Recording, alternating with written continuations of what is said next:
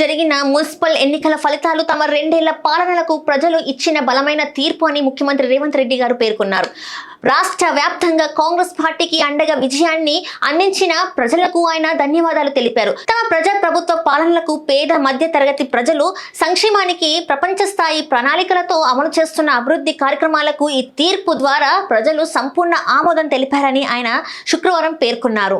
రాష్ట్రంలోని 116 మున్సిపాలిటీలు 7 మున్సిపల్ కార్పొరేషన్లకు జరిగిన ఎన్నికల్లో కాంగ్రెస్ పార్టీ ఘన విజయం సాధించింది. వెలువడిన ఫలితాల ప్రకారం 116 మున్సిపాలిటీలకు గాను 66 చోట్ల కాంగ్రెస్ జెండా ఎగరవేసింది. అలాగే 7 కార్పొరేషన్లో 3 చోట్ల స్పష్టమైన మెజారిటీ సాధించగా మరో కార్పొరేషన్ లో అత్యధికంలో కొనసాగింది. ఏ పార్టీకి స్పష్టమైన మెజారిటీ రాని మరో 37 మున్సిపాలిటీలలో కూడా పీఠాలను కైవసం చేసుకునేందుకు అధికార కాంగ్రెస్ పార్టీ ప్రయత్నాలు ముమ్మరం చేసింది. ఈ చారిత్రక విజయంపై ముఖ్యమంత్రి రేవంత్ రెడ్డి ఎక్స్ వేదికగా స్పందించారు. లక్షలాది మంది కాంగ్రెస్ కార్యకర్తల అవిశ్రాంత శ్రమకు దక్కిన ఫలితమే ఈ విజయం. పార్టీ పట్ల వారికి ఉన్న అపారమైన అభిమానానికి ఇది నిలువుటద్దం.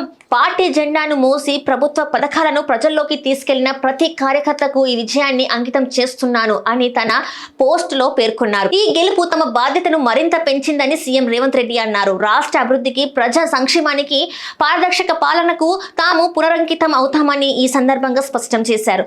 ఎన్నికల్లో ప్రజలు తమపై ఉంచిన నమ్మకాన్ని నిలబెట్టుకుంటామని హామీ ఇచ్చారు. రాష్ట్రంలోని ప్రతి మున్సిపాలిటీని, ప్రతి కార్పొరేషన్ ను అభివృద్ధి పథంలో నడిపించి చూపిస్తామని ఆయన భరోసా ఇచ్చారు. ఈ ఫలితాలు ప్రభుత్వ పనితీరుకు ప్రజలు ఇచ్చిన సానుకూల తీర్పుగా రాజకీయ విశ్లేషకులు అభివర్ణిస్తున్నారు.